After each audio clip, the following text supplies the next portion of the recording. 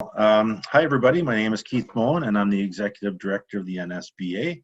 And it's my pleasure to introduce Andrea Hansen today. We have put on a number of these NSBA webinars in the past, and by popular demand, the employee treatment and policy around how to deal with employees and their benefits has become a popular item. And so Andrea is here to share her expertise with us today. Andrea is a partner and a benefits advisor with Sutton Benefits and Pension. And without further ado, I will turn it over to her. So actually, just before doing so, you'll notice on the bottom of your ribbon, there's a Q&A session and a chat session. If you want to ask Andrea a question specifically, you can do so through the chat, whereas the Q&A, I think, is viewable to all. So either way, you can get your questions answered. And also, if you want to raise your hand, there's a way of doing that as well. I think it's through the chat portal as well. And if you do so, then I can unmute your mic and you can ask her verbally. So once again, without further ado, I will turn it over to Andrea. Awesome. Well, thanks, Keith, for that introduction. And thank you to everyone for joining us this morning. And I just wanted to thank the NSBA for hosting this webinar series. I think it's very important for us to have an opportunity to connect, and definitely is staying true to the NSBA values of leadership and community and uniqueness. So thank you to Keith and your team for making this webinar series happen. And speaking about the NSBA, we're all missing the NSBA events, and I'm sure I can speak for everyone in that regard. It was 1 month ago today. It was Thursday, March 12th. I won't forget it. And where I attended one of the last business networking events. It was Shaking with a Twist that evening, which is sponsored by the NSBA, and I got to see Keith at that event. And it was that morning we found out that the Junos had been canceled, and then at lunchtime that day I got the news that the Business Builder Awards were going to be postponed. And of course we were very excited about the BBA awards and celebrating the success of businesses in our communities. Brenda and I were really prepared, and we were going to get ready to knock your socks off. So I guess you'll just have to wait, and we'll be knocking your socks off later. But I know it's something we'll look forward to is the Business Builder Awards when they happen later this year. So we're connecting in a different way today through this Zoom technology. And I'm sure, like everyone, we're just in a period of reflection right now, planning, of course, but also reflection. And I've been thinking a lot about our business community and how important it is to all of us. And you know, the stories of entrepreneurs and business owners, we know these stories are about perseverance, they're about determination. And even last year at the Business Builder Awards, the theme was persevering to possibilities. And I think about that now, and we're certainly persevering right now, and what possibilities are to come, we may not fully know that right now. But we know our business community, you're very compassionate, you care about your families and your teams and your community, and you're grateful and you're humble, and all these characteristics I believe are going to serve you very well in this time of crisis. So I just want everybody to know listening today that we appreciate you and we care about you and your businesses, and we're here to help you in any way that we can. And so before I get started on the formal presentation, I wanted to just share our objectives for today. So we want to give you some valuable information, some things that you can act on in your businesses today. But we also want to inspire you a little bit and hopefully have a good balance of heaviness and lightness, and bring some smiles to you today. And I need to share a quote, and if Brenda Nowakowski's listening, she'll probably be rolling her eyes or laughing at me right now, but this quote has been something that I've held on to for a long time and just seems very appropriate to today. And it's an African proverb, and the quote is, "Smooth seas don't make skillful sailors." So right now the seas are not smooth, definitely, but we will get through this, and I know we will be stronger and wiser and better sailors and ready and more prepared for the next storm. So with that being said, I know there's been lots of different changes and things we've had to adapt to in our businesses. Some businesses, of course, have unfortunately had to temporarily close. We've seen a number of layoffs with our business clients, and lots of teams having to be transitioned to their home offices, which is a big transition, especially maybe more so for some than others. But for an extrovert like me, this has been a big change. So we've had kind of a new routine at home. My daughter made me an open sign when we're open for business, and my blinds go up. And I finally have a pet-friendly office. So this is my dog Chewy, and he's learning everything he needs to know about benefits and pension. He's going to be the smartest dog ever. He still eats socks, but he's definitely learning a lot.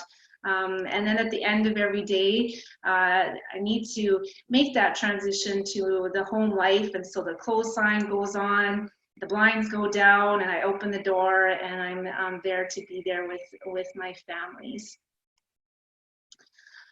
So as leaders in your organization, I know this is very tasking right now, and you have so many demands, thinking about your business, your employees, their families, your own families, and trying to balance it all.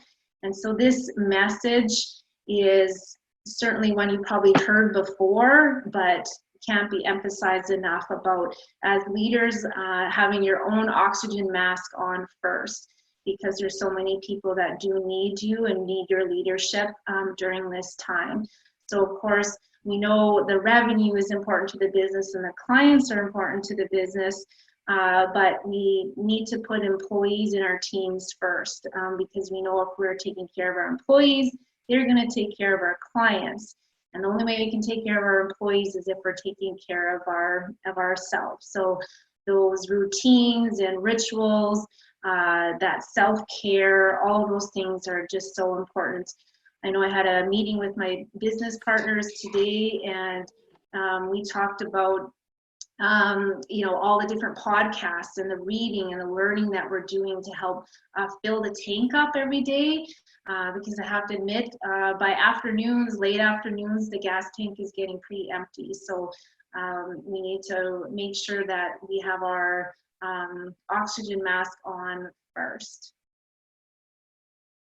So this next slide, if any of you have been to our workshops before, this is our Sutton Employee Engagement Wheel, but I just share this because I think this perspective really matters, and helping us kind of pull back from the thick of the decisions that we're faced with today, and just remembering why we invested in all these different areas of our total rewards programs. And you'll see at the core of that model is our mission and our values. And then just turning your attention to the outer ring, where you can see safety and security, peace of mind, contribution and belonging, and engagement and fulfillment. So this is why we invest in benefits and pension and culture and rewards and recognition, because we want all of those things for our employees, because we know that will affect their engagement. So right now, we might be feeling like the air is out of our tires a little bit, and maybe feeling flat, and just having this perspective and knowing that we still need to give attention to all these different areas, because our team needs us and needs our leadership, and we need to keep moving forward. So making sure we're looking at the whole picture and not just focusing in on one thing at a time.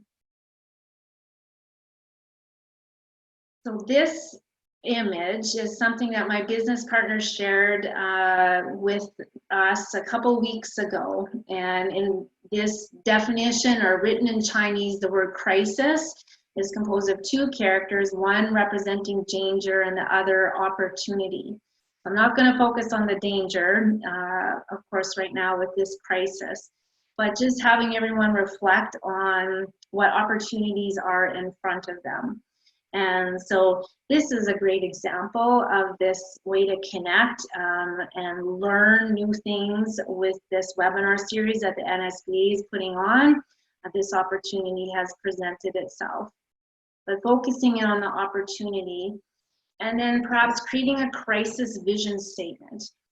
So the question that I've been encouraging our clients to ask themselves is, what do they want? What do you want your employees to say about your company when the dust settles? So we know the dust will settle, and we're having to make lots of decisions right now in terms of our benefits and all other things. And thinking about that longer term perspective and that vision of the future, and keeping in mind, what do we want our employees to say about our company when the dust settles? So we did this exercise with our team, and a slightly different version. We asked them to reflect on what we want our clients to say about Sutton when the dust settles. And this was a few weeks ago when emotions were pretty raw, and this was a great exercise we did with our team. And that poster is hanging in front of me, and something that I look at each morning that just really helps see the light and why we're doing what we're doing and keeping us focused. So if this is something you haven't done, just an idea to write a crisis vision statement for your leadership team. So now moving into more of the technical aspects of benefits and insurance companies. So we work with a number of different insurance companies, and I know everybody listening today, you'll have different programs, deal with different carriers. So the information I'm going to share is going to be more general in nature, but giving you information that you need to know, questions you need to ask if you don't know the answers already, and just helping you prepare further. So questions that you need to ask, information that you need to know. And some of you may have jumped on this right away at the beginning, and things are constantly changing. This week, we had news from different insurance companies about now extending the continuation of disability benefits in the event of a temporary layoff. So what you might have known last week may be different today. So you need to know what is the maximum continuation of life and disability benefits. And that time period often will be different than what the maximum continuation is for health and dental benefits. So it's important to know what those are and being able to communicate it to your employees. Another question you need to find out is, what is the reinstatement period? So if somebody is terminated from the benefits program, you're not continuing benefits, what's the maximum reinstatement period? And that period, that's important to know, because if the employee is not reinstated within that time period, and then they're treated as a new employee, then things like the pre-existing condition clause under long-term disability starts over again. So there are some consequences if employees aren't added back to the plan within that reinstatement period. Another question is, how long can I suspend benefits? And again, this varies a lot by insurance carrier. And some carriers are looking at it that you can only suspend the whole plan. You can't suspend by benefit. So as an example, we've had questions about potentially suspending dental benefits during this time period. And insurance carriers are looking at it as an all or none. But again, it will vary by insurance carrier. Another question is about deferring renewals. So if your annual renewal is coming up during this time period, this is something to discuss with your advisor and negotiate with your insurance carrier. We found a lot of insurance companies are stepping up and offering to defer the renewal rates for 2 or 3 months to just help employers out during this time. Whatever you do, I can't emphasize enough to make sure your insurance carrier is notified of any employee changes. So even if you are continuing benefits while employees are on layoff, you have to notify the insurance carriers when employees are not actively at work. If you're suspending them, any of this notification must be given, and of course involve your benefits advisor with these changes as well.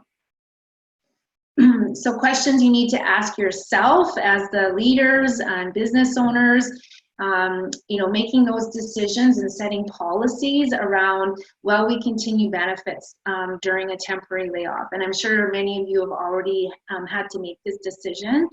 And as you know, it's not something that you can pick and choose. You need to make a policy for the organization of whether or not you're going to continue benefits for your employees. You need to make decisions about if you'll continue with the current cost share arrangement that you have, or are you going to cover the cost of the premiums while those employees are on leave.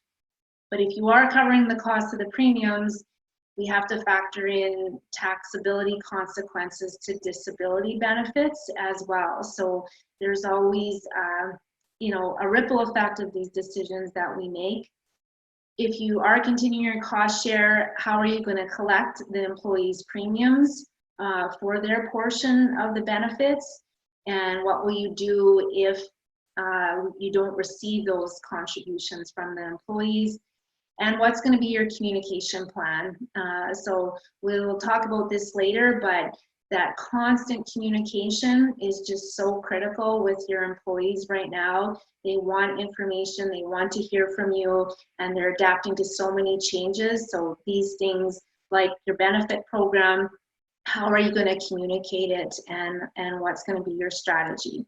And again, keeping that question in the back of your mind of what you want employees to say about your company when the dust settles. So moving on to short-term disability. So claiming short-term disability, most of the insurance carriers have all adopted the confirmation of illness forms, meaning that an employee does not have to go and see a doctor to have them fill out attending physician statements. There's an online form that the employee can complete confirming their illness. What we found, most insurance carriers have chosen to waive the waiting period for a claim when there is a positive COVID-19 diagnosis, the employee has symptoms and they're not able to work. They're waiving the waiting period and the benefit is being paid for 14 days. So if those symptoms mean go on beyond the 14 days, then there's going to be needing additional information before that claim is going to be continued. But we had lots of questions about, self-isolation, quarantine, whether you have symptoms or not, employees that are not able to work because they have to be at home to care for their dependents. So these different scenarios, they're not eligible short-term disability claims. This is where the support from the federal government and the employment insurance benefits come into play. So short-term disability, the contract definition is applied in these situations and looking at, does the illness, prevent that a person from doing the duties of their occupation.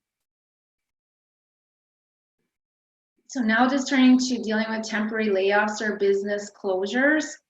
There's a number of different decisions that you can make. Ideally, we want to be able to continue the benefits while employees are laid off or while the business is temporarily closed. I recognize this isn't necessarily possible financially in every situation, but when we can, this is definitely the ideal. And for lots of different reasons, you know, when thinking back to that wheel, it's the safety and security for employees. And, you know, if they're not financially prepared, their income is already going to change. And if they have, you know, health needs, regular prescription needs, having those benefits continue for them is really important. A lot of the insurance companies are now allowing virtual appointments as an eligible expense for, you know, physio, even optometry, you know, naturopath, dietitians.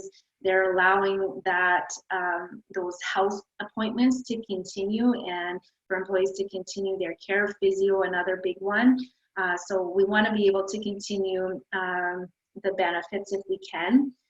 Of course, if we need to look at reducing the benefits, that's something to consider. But again, you know, not wanting to make change unless we absolutely need to, I think is really important. Along with suspension of benefits, you know, that's something you can do, but the time period, how long you can suspend it, is going to vary. And so you need to find that out. So if you are forced to terminate your benefits plan, what we've heard from the insurance companies is they've actually been quite generous with their reinstatement terms. So if somebody does need to terminate their plan and then, you know, within 6 months, as an example, wants to reinstate it, they're allowing reinstatement without having to pay back premiums, without having employees need to requalify medically for their disability if they have excess disability coverage. So very positive there. However, the rates can change. So that's just something important to know because the insurance companies, those rates are guaranteed. So what they were when you terminated the plan and what they'll be if you need to reinstatement could be very different. So that's just a risk employers need to be aware of.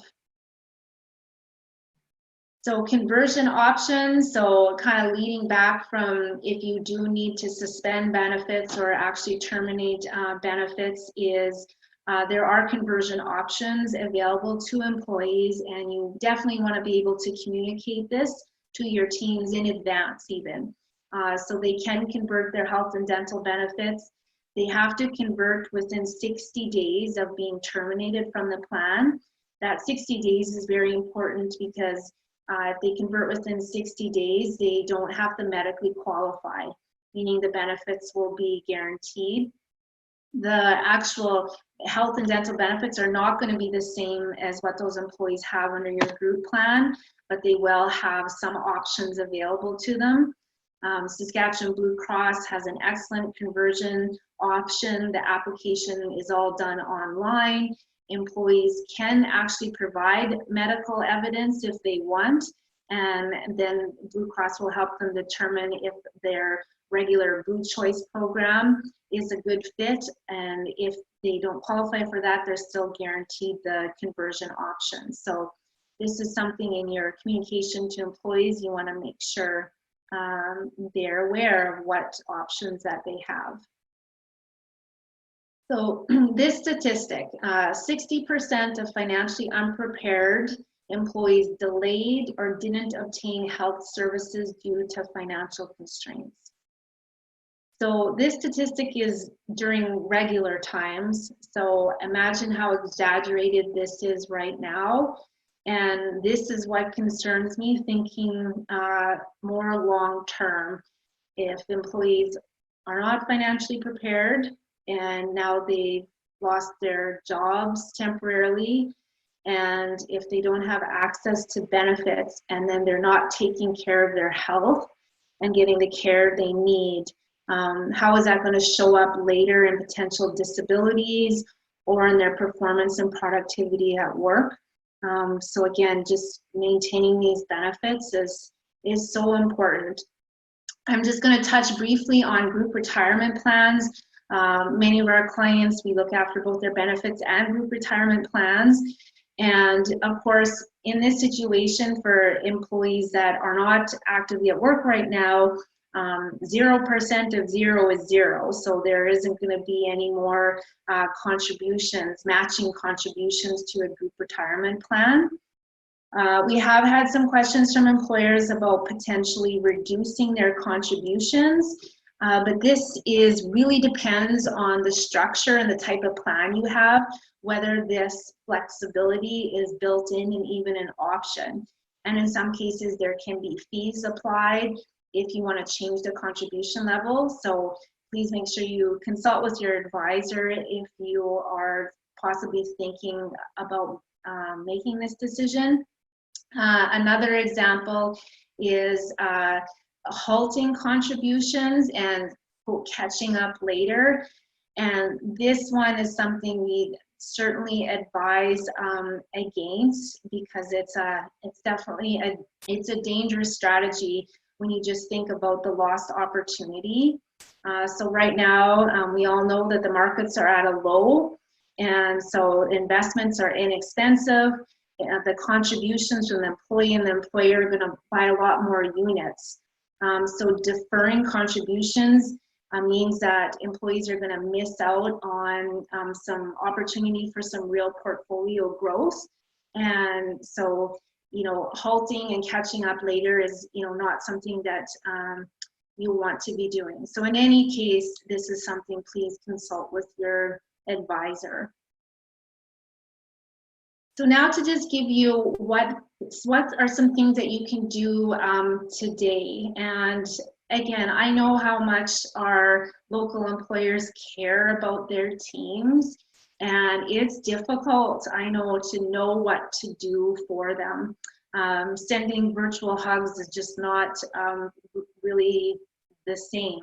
So I'm just going to share with you some ideas on what you can do to help your employees.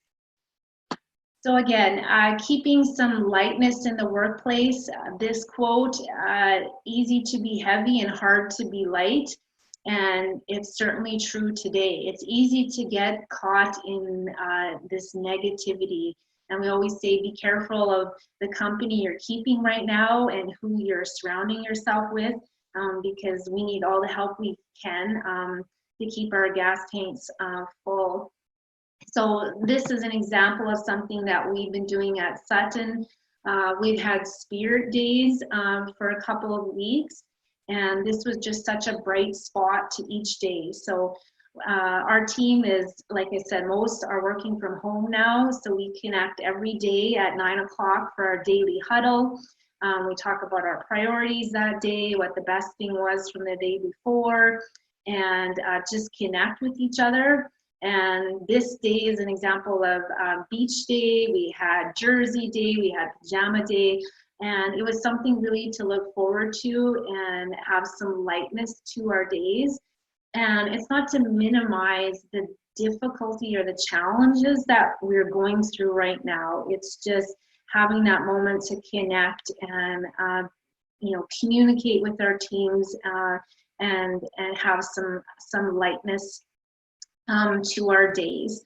And another thing that we've just decided is that we're going to do host afternoon coffee breaks, and that one of the leaders, one of the partners from our team will lead that, and again have that ability to connect with our teams and check in and see how they're doing. So my friend Tracy Arnaud said, just because we're out of sight doesn't mean we can't be out of mind. So we just really need to stay connected.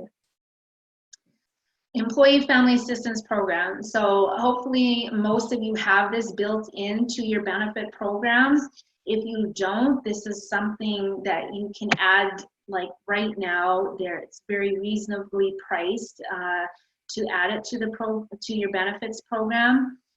Some plans have it built right into the plan, but not only is there a lot of support for employees and their families, but there's also HR support and management support. So as leaders, you can be reaching out to this resource and dealing with the professional on how to be guiding your teams. But employee family assistance programs, you still have the video version to have counseling services, or by chat, and then just a great place for resources and articles and podcasts to help employees during this time. So all kinds of different topics, and whether it's dealing with financial stress, how to talk to our children during this time, managing your own stress and anxiety, or just staying productive and focused, there's endless amount of resources. So if you don't have one today, I encourage you to seriously think about adding one. And this, I just wanted to share some mental health resources.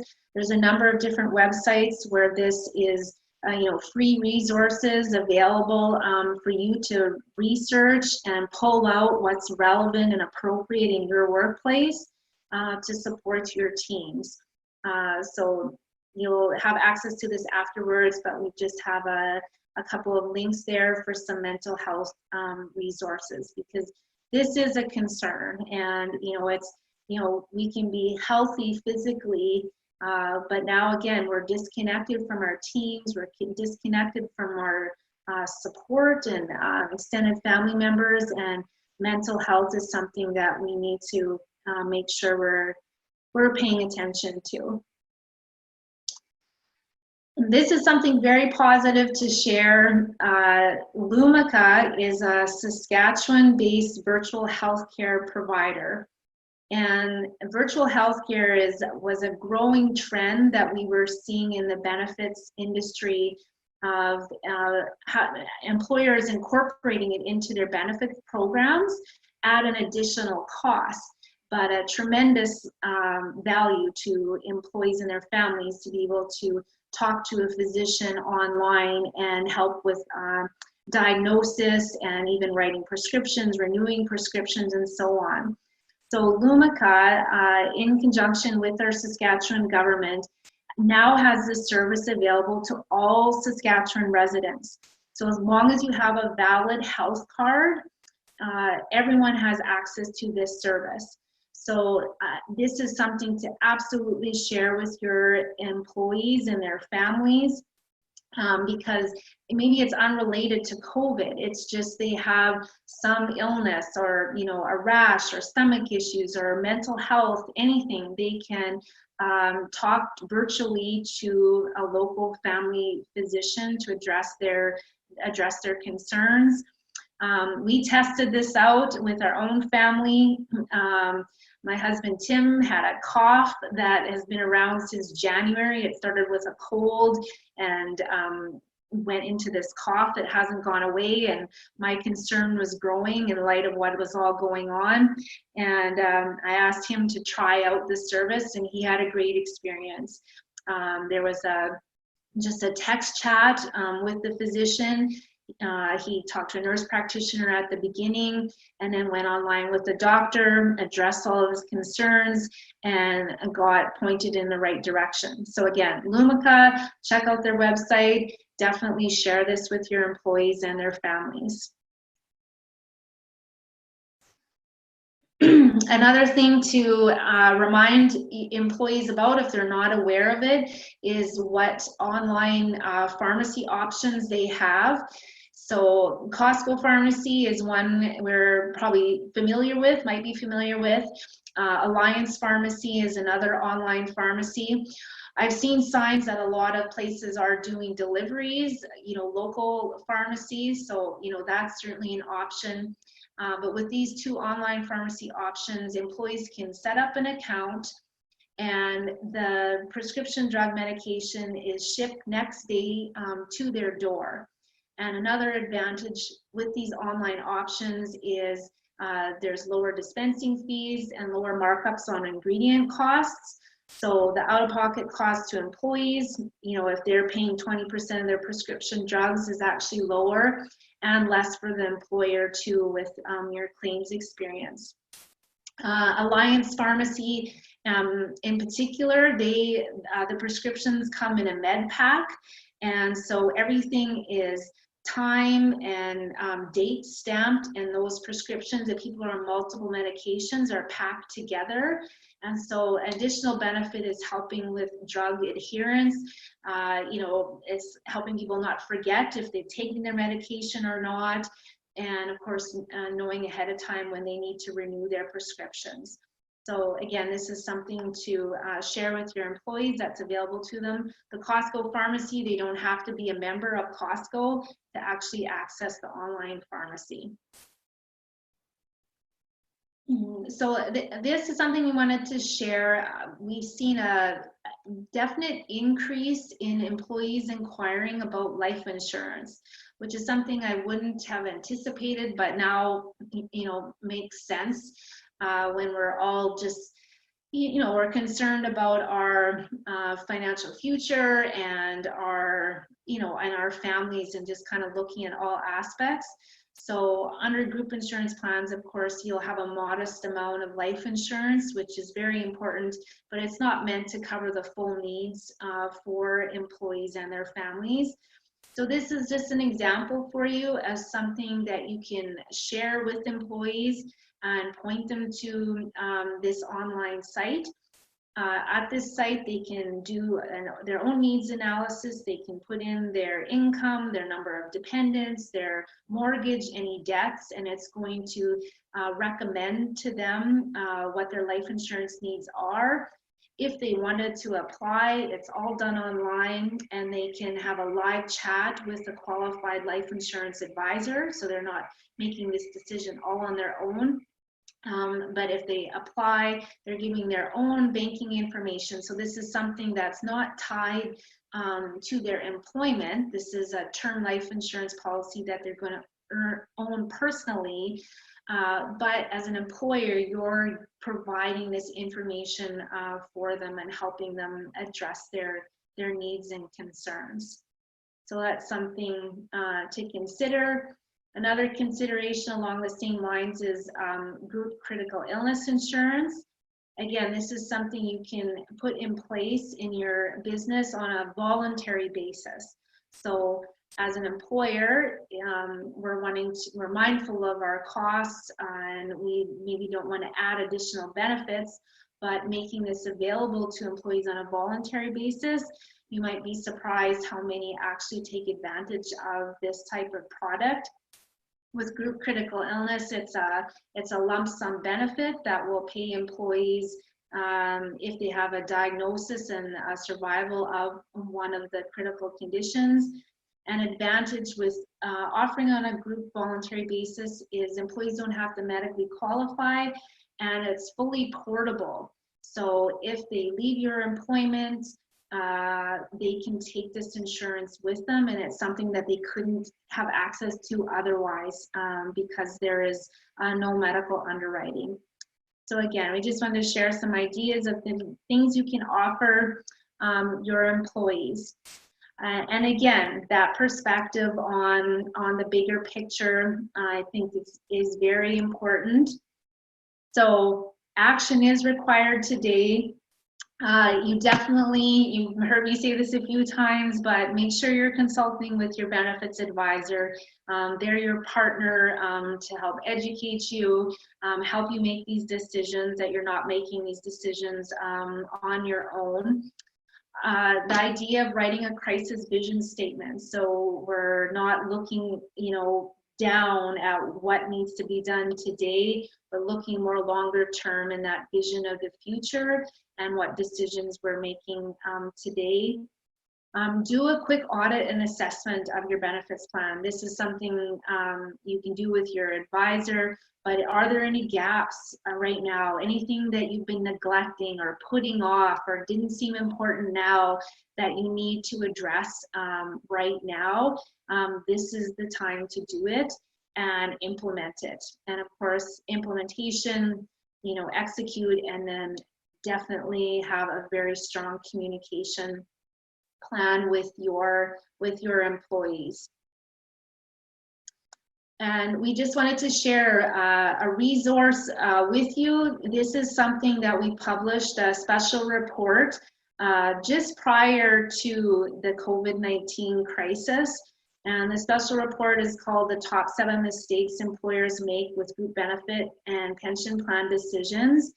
And the intent of this report was to help employers avoid costly mistakes. And in light of everything going on, all of the things outlined in this report are very relevant to what we're faced with today. So this was something that we just had in hard copy before. We've now made it available online. And it's hosted at the Business Advisor website, but we can definitely share the link with you to the PDF if that's a resource that would be helpful to your organization. And finally, before we get to any questions from the audience, just connect with us. Connect with us on LinkedIn, on Facebook. We are sharing lots of valuable information there, and like to connect with people. Definitely on LinkedIn is a way to keep sharing valuable information with each other. And one final slide, some pictures. I know we're just leading into Easter weekend, and this was 1 year ago. Easter just coincided with National Employee Benefits Day, so we had a fun cake, and you can see Stacy Frost and Stacy Heimbinger there. Kind of makes me a little sad looking at it, because I really do miss my team at Sutton, but you know, wishing everybody a great Easter long weekend this weekend. So now I'm done. My formal part of the presentation. I certainly welcome any questions or comments from the audience today. If Keith is still with me. I'm still here. I'm still here, Andrea. I'll start my video again so you're video proof. There I am.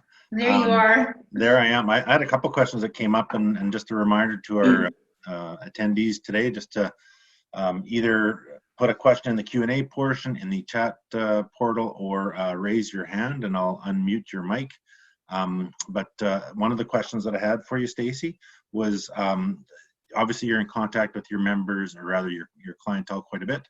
Are you finding there to be patterns, like are most of your clientele sustaining their group benefits plan, or they're is suspending it kind of a commonality as well? Like if you wouldn't mind just talking about the different, what you're seeing, I guess, in the marketplace.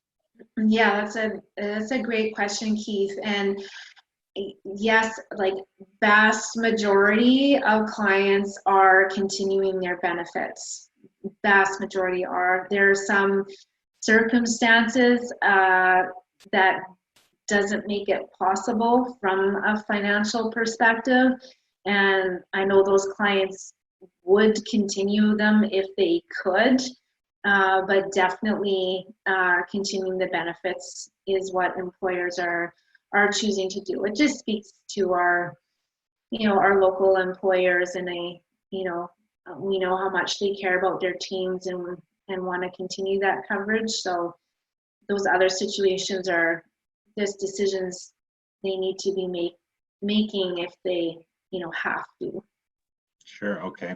I appreciate that, and I expect that would be a pretty standard answer across the business community overall, I would expect, because I do think that most employers do have a high degree of respect and appreciation for employees and want nothing but the best for them. So I think that'd be the case. Another question that I had for you, though, was around, I'm always amazed at how in-depth and prepared insurance carriers are. And so is there, what sort of clauses are there for pandemics? If the reason I'm asking that is if someone were to go off on suspended benefits at this point and they contract COVID-19, would that then be considered a pre-existing condition when they come back under a plan, or is that too high level or detailed of a question for you to know at this point? Well, I can provide some comments, because I've been very pleased with the response from the insurance carriers, in light of this. And, just an example of, they would all have standard provisions of how long they would continue disability in layoff or leave of absence. And some of them, it was, those benefits ended the day the employee was last actively at work. And now we're seeing insurance companies respond, and they're offering like disability benefits to continue. So this is huge, and it's part of, your question, Keith, is, they're allowing, say 60 days or 90 days or even beyond that to continue disability benefits. So then what happens is, while someone is on a layoff, they can't collect both their disability benefits and their employment insurance benefits at the same time, but they can satisfy their waiting period while they're on leave for the disability. So then when they are called back to work, if that disability is preventing them from coming back to work, those benefits will be there. So again, the insurance companies are, I've been amazed at their responsiveness. They've been overwhelmed, of course, with, different situations, but they're making good decisions to help. Mm-hmm.